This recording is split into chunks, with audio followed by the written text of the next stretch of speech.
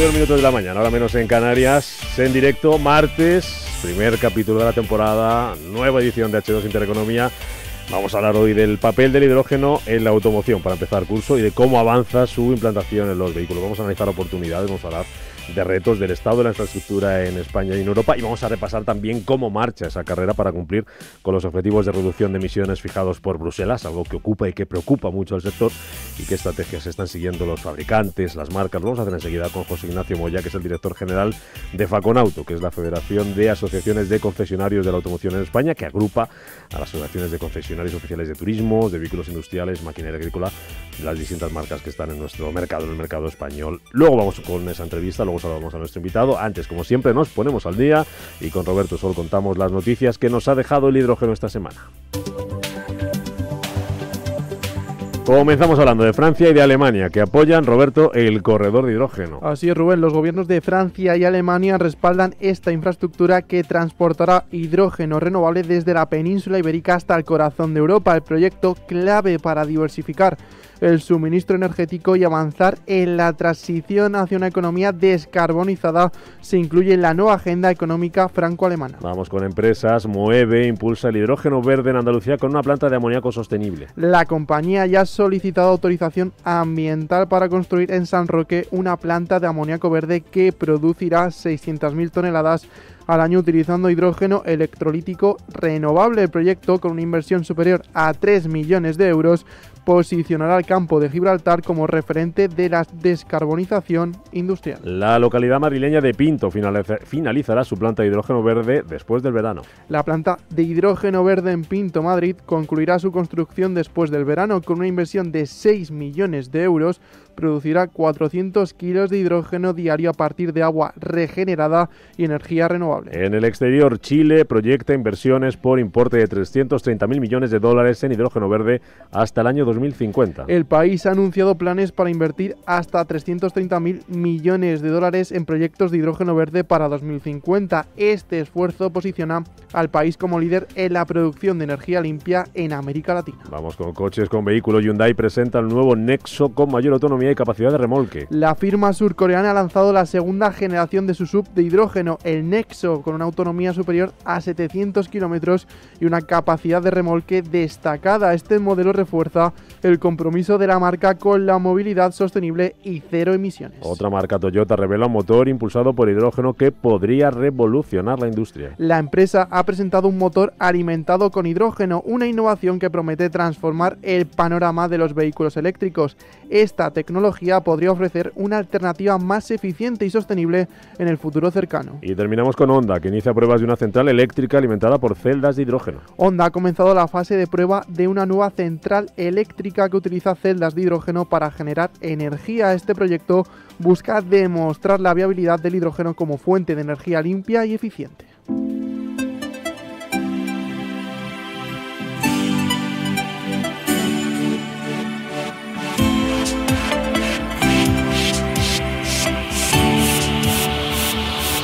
...11:36 de la mañana, ahora menos en Canarias, en directo. Hablamos de hidrógeno, seguimos las buenas costumbres aquí los martes en Radio Intereconomía, en Capital Intereconomía, y hablamos de hidrógeno y de energías limpias. Y como les decía, como les avanzaba, vamos a hablar hoy del papel del hidrógeno en la automoción, de cómo avanza su implantación en los vehículos. Un sector del automóvil que vive un momento de transformación marcado por esa presión, esa petición de Bruselas para cumplir con esos objetivos de descarbonización muy exigentes en este contexto. La inversión en nuevas tecnologías, como puede ser el vehículo eléctrico, como contábamos ahora, o el vehículo de hidrógeno, y el desarrollo de infraestructuras se presentan como claves para alcanzar esos objetivos. De ello vamos a hablar los próximos minutos en esta primera edición de H2 Intereconomía, de este nuevo curso radiofónico, con José Ignacio Moya, es el director general de Faconauto. Don José Ignacio, bienvenido. Muchas gracias, Rubén. Muchas gracias. Muchas gracias, Rubén. Muchas gracias a todos los oyentes y encantado de estar aquí en este nuevo curso. Luego le pregunto también de manera general cómo está el sector, las preocupaciones que hay, esa carta que hace poco remitía el sector a la comisión para ver cómo está la cosa, qué les ocupa y qué les preocupa. Datos de matriculaciones que conocíamos también ayer con la vuelta al cole. Luego vamos a ver cómo está un poquito el sector y qué esperan ustedes de aquí a final de año. Pero hablando sobre el hidrógeno, no parece mala noticia, ahora como nos contaba Roberto, que un buen porcentaje de las noticias de hoy tengan que ver con marcas de coches ¿En qué punto se encuentra? Si hubiera que hacer una radiografía de cómo está la implantación, la situación del hidrógeno en la automoción, en los vehículos, José Ignacio, ¿cómo está ahora mismo? Pues he de serte sincero, yo creo que estamos en un momento totalmente inicial. Es decir, si no recuerdo mal, hay aproximadamente unos 60 vehículos de hidrógeno en España. Hasta el 2030, el Plan Nacional del PNIEC, más o menos lo que establece es unos puntos de recarga de hidrógeno entre 100 y 200 en España. Es decir, estamos en un momento todavía muy inicial, pero estamos en un momento también donde, por ejemplo, en el vehículo pesado, es una parte de la energía que podría tener una evolución más allá de la electrificación. La electrificación en el vehículo pesado todavía queda mucho por desarrollarse. Estamos hablando que, por ejemplo, en España el vehículo industrial tiene una penetración en el vehículo eléctrico del 1,5%, es decir, es totalmente testimonial, y que se puedan incorporar otras energías, como el tema del hidrógeno. Creo que es pues ilusionante y viene un poco a decir o a darnos la razón en lo que desde Faconauto y yo creo que desde varias patronales, como por ejemplo tú comentabas, ACEA y CLEPA, están un poco trasladando. El momento de neutralidad tecnológica no es ni más ni menos que utilizar todas las tecnologías que están a nuestra mano, no solamente enfocarnos en la electrificación. Por supuesto, la electrificación no hay plan B, por decirlo de alguna manera, pero utilizar todas las tecnologías, incluso las de combustión de alto rendimiento, van a hacer posible o nos llevarían a hacer posible ese camino hacia la descarbonización. Luego le pregunto por todas esas energías y por los tiempos, que no sé si es lo que mejor más les preocupa a ustedes. Objetivos sí, pero en cuántos años. Sobre el hidrógeno ha evolucionado, imagino, la situación, no tan deprisa como se podría desear. No sé si la palabra es preguntarle qué falla o cuáles son las barreras que están haciendo que esto vaya, el uso del hidrógeno, la implantación del hidrógeno en la automoción, que vaya despacio. A su juicio de Faconauto, ¿qué es lo que no termina de marchar o dónde habría que dar el apretón? Bueno, el tema del hidrógeno no es ni más ni menos que también algo similar a cómo empezó el tema de la electrificación. Es decir, hay que tener en cuenta que los recursos económicos son limitados y son limitados para especialmente los fabricantes, que son los que más han apoyado y más han impulsado la electrificación. No nos olvidemos que los fabricantes en Europa han invertido más de 250.000 millones de euros en la carrera hacia la electrificación y en cumplir los objetivos de descarbonización para el 2030. Como te digo, Rubén, estos recursos son limitados. Si invertimos 250.000 millones de euros en electrificación, no te quiero ni decir lo que sería necesario empezar a desarrollar e invertir también en el tema del hidrógeno. Con lo cual hay que, de alguna manera, seleccionar muy bien hacia dónde va la electrificación, la movilidad y la descarbonización. Y elegir ahí cuál es la estrategia de cada fabricante en ese nicho de mercado que tienen. Esa comparación que me ponías ahora, José Ignacio, te tuteo, permíteme. Por supuesto. En cómo empezó el eléctrico, que se puede hacer mucho como está ahora mismo el tema del hidrógeno en la automoción. Y si lo comparamos, que no sé si la comparación servirá en cuanto a barreras, se habla mucho en el tema eléctrico de la barrera de la infraestructura, la necesidad de infraestructuras, tiempo de recarga, coste, lo que cuesta, no sé si ha mejorado mucho eso, un coche eléctrico. Autonomía, ahí sí, cuando hemos hablado con gente, sí parece que la autonomía de un eléctrico, de un hidrógeno, parece que es superior a un eléctrico. Pero no sé si las barreras también son muy similares, las vallas que hay que saltar son muy parecidas. Van a ser muy similares. Estamos hablando de infraestructura de puntos de recarga, o en este caso, instalaciones de punto, digamos, de abastecimiento del hidrógeno. Estamos hablando de la necesidad de impulsar económicamente, bien a través de estímulos de demanda, bien a través de ayudas fiscales o de incentivos fiscales. Y estamos hablando, por supuesto, también de la necesidad o de que el cliente, el consumidor, y en este caso vuelvo otra vez a referirme al tema del vehículo industrial, que es donde parece que podría haber más proyección, necesitarán, digamos, convencerse de que esa tecnología es en autonomía lo suficientemente atractiva o lo suficientemente viable para todo el tema del transporte. O sea, tú sí crees, José Ignacio, que el hidrógeno puede tener más sitio, un sitio más fácil o más rápido la implantación en el vehículo pesado que en el en el turismo, donde a lo mejor va a ser más difícil que compita con el eléctrico, es un poco sacar bola de cristal, ¿no? Pero ¿por dónde pueden ir un poco los tiros? Es sacar bola de cristal, pero tú lo comentabas que, por ejemplo, Toyota, Hyundai están desarrollando este tipo de temas. Al final, el cliente va a ser el que decida.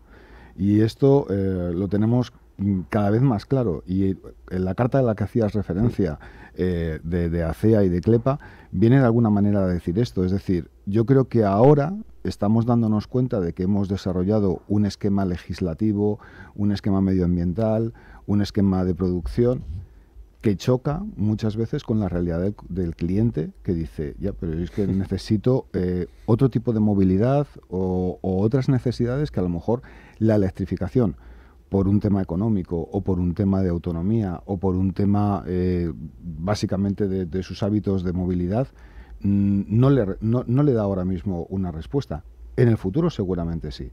Y yo creo que a lo que vamos es a esto, es decir, hay varias tecnologías, utilicémoslas, pero dejemos que también el ciudadano vaya adaptándose a la realidad y a las necesidades que él tiene. Ya que mencionas, José Ignacio, al cliente, desde el sector nos da un poco la sensación de que el cliente está un poco despistado. Mucho mensaje muy perdido. ¿Qué hago? Tengo que cambiar de coche, pero ¿qué coche me compro?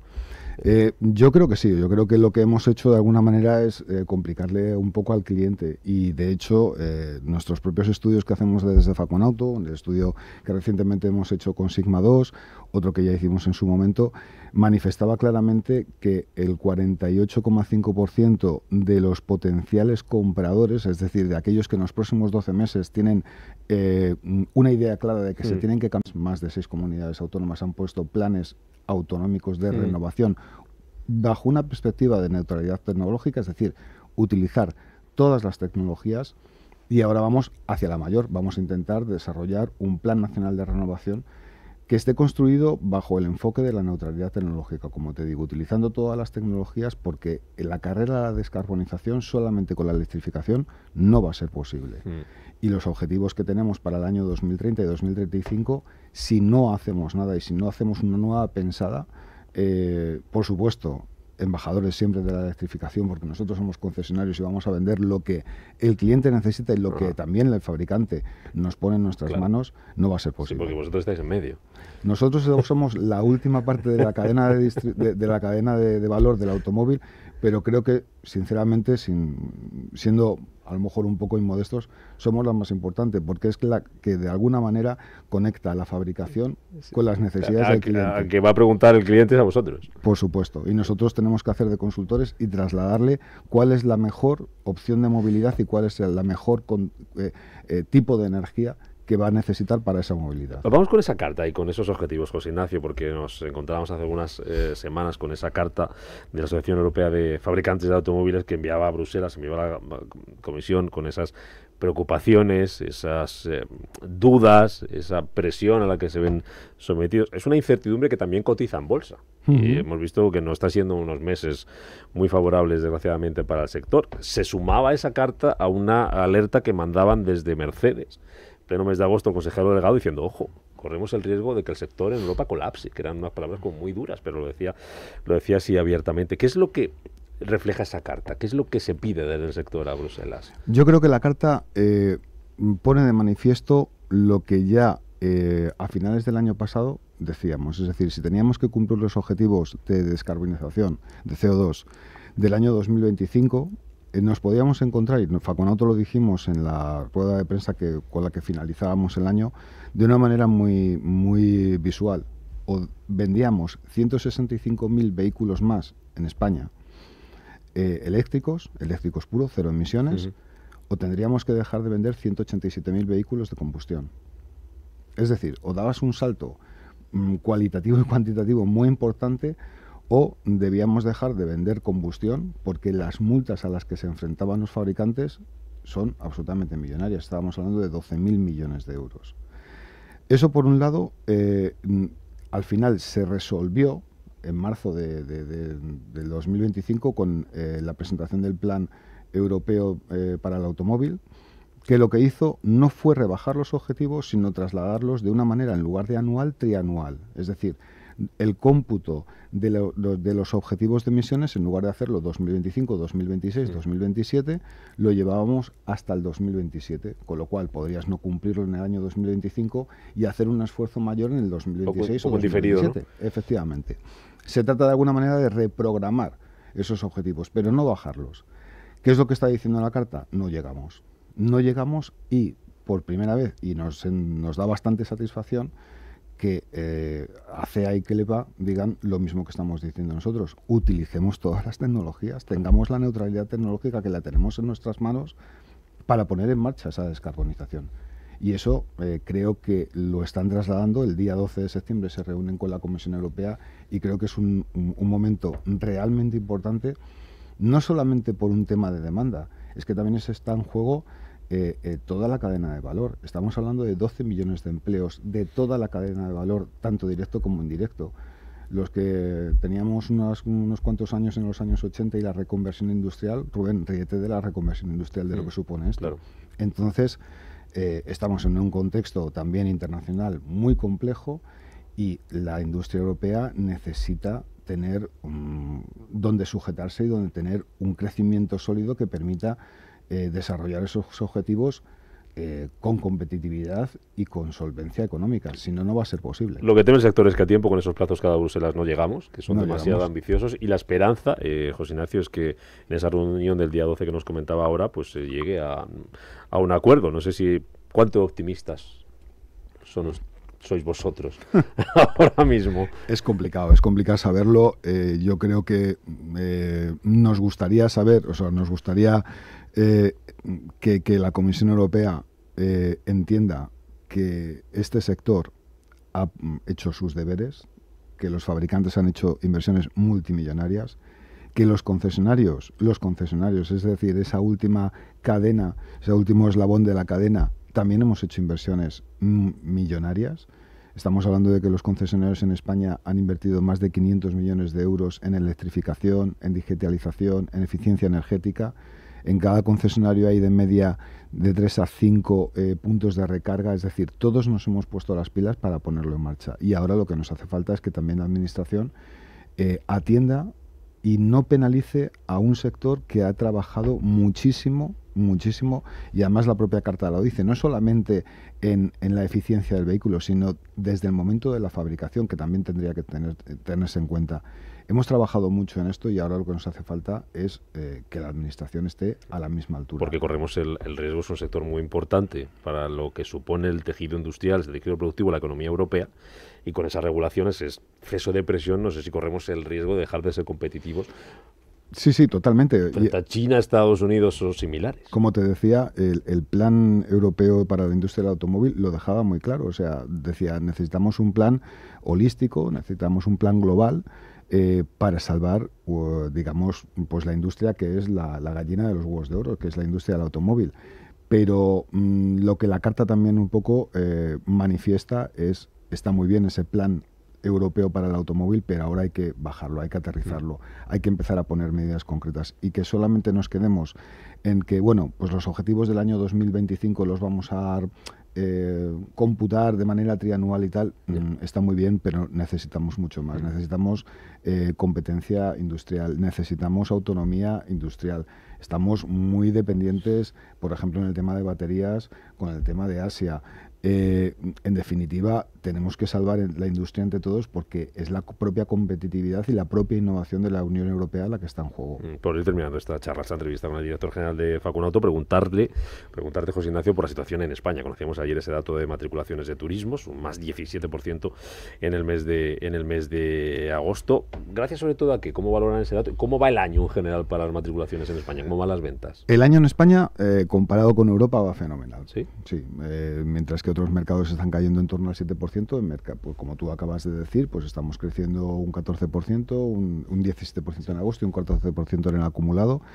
El mercado del vehículo electrificado pues va razonablemente bien, comparado con el año pasado pues va muy bien, estamos en torno al 18% de electrificación, teniendo en cuenta vehículos eléctricos puros y vehículos híbridos enchufables, pero tenemos también, calculamos que estaremos en torno al 1.100.000 vehículos cuando acabe el año.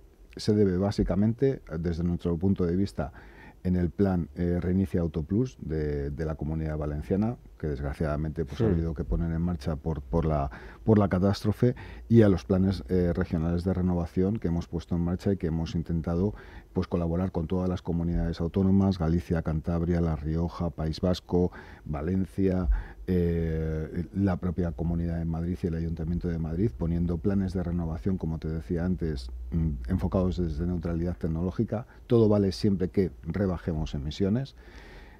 No nos podemos olvidar de que España es un mercado con una antigüedad media de 15 años y eso afecta no solamente a la demanda, sino también un tema muy importante a la seguridad vial.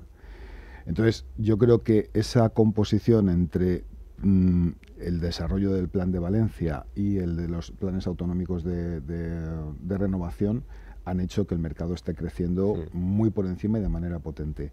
No obstante, en el tema de la electrificación nos preocupa mucho qué es lo que va a pasar con el tema del MOVES 3. En todas las comunidades autónomas ya los fondos están muy próximos a agotarse y ya hemos trasladado esa inquietud a la Administración Central diciendo que necesitamos seguir avanzando y poniendo presupuestos y recursos en la electrificación porque si no se va a producir un parón. Por ejemplo, la Comunidad de Madrid ha agotado los fondos, el País Vasco, Cataluña, con lo cual si no somos capaces de reeditar ayudas para la electrificación y dar ese impulso que no solamente pasa en España, sino también en Europa, que lo está reclamando la propia Asociación de Constructores, va a ser muy difícil que ese impulso que hemos puesto en el primer semestre del año continúe. Por terminar con la última, que me queda un minuto y medio.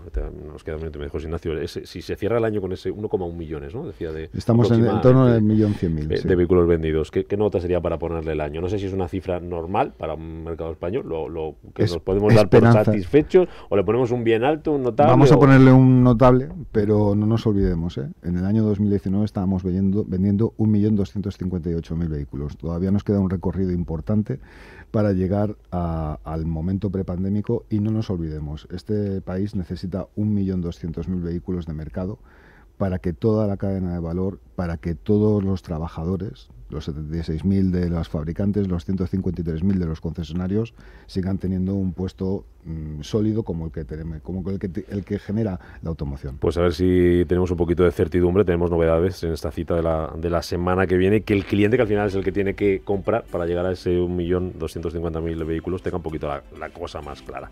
Don José Ignacio Moya, director general de Faconauto, ha sido un placer tenerte por aquí en este primer espacio de hidrógeno, hablando del hidrógeno, la automoción y otras muchas más cosas muy interesantes. Pues a vuestra disposición y muchísimas gracias por parte de Faconauto por invitarme. Gracias, José Ignacio. Nos quedan 4 minutitos para llegar a las 12 del mediodía. Hasta aquí H2 Intereconomía de hoy, hasta aquí Capital Intereconomía. Enseguida llega Blanca del Tronco con las noticias y después Rafa Jiménez con una media sesión. Hasta mañana a las 7. Adiós.